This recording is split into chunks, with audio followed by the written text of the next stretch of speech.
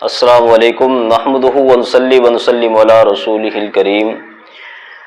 غیر محرم مرد کا عورت کے جنازے کو کندھا دینا کیسا ہے؟ سب سے پہلی بات تو یہ سمجھیے کہ جنازے کے پیچھے جانا، جنازے میں شرکت کرنا، میت کو اٹھا کے لے کے جانا، یہ حقوق العباد میں سے ہے۔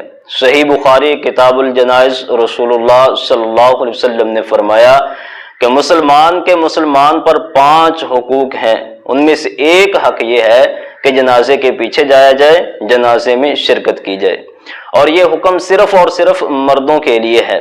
صحیح بخاری کتاب الجنائز سیدہ ام عطیہ رضی اللہ تعالی عنہا فرماتی ہیں، نہینا عن اتباع الجنائز ولم یعزم علینا، کہ ہمیں جنازے کے پیچھے جانے سے منع کیا گیا اور ہمیں اس ممانعت میں تاکید نہیں کی گئی۔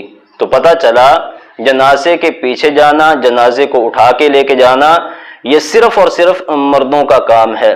رہا یہ مسئلہ کیا غیر محرم مرد عورت کے جنازے کو کندھا دے سکتا ہے یا نہیں، صحیح بخاری کتاب الجنائز سیدنا انس رضی اللہ تعالی عنہ فرماتے ہیں، ہم رسول اللہ صلی اللہ علیہ وسلم کی بیٹی کے جنازے میں شرکت کے لیے موجود تھے۔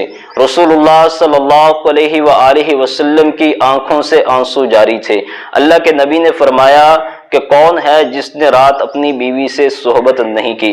حضرت ابو طلحہ رضی اللہ تعالی عنہ فرمانے لگے، جی رسول اللہ صلی اللہ علیہ وسلم میں ہوں۔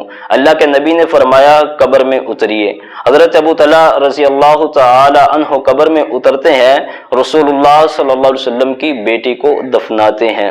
تو حضرت ابو طلحہ رضی اللہ تعالی عنہ کا رسول اللہ صلی اللہ علیہ وآلہ وسلم کی بیٹی کو قبر میں اتارنا، یہ اس بات کی دلیل ہے کہ غیر محرم مرد میت عورت کو قبر میں اتار سکتا ہے۔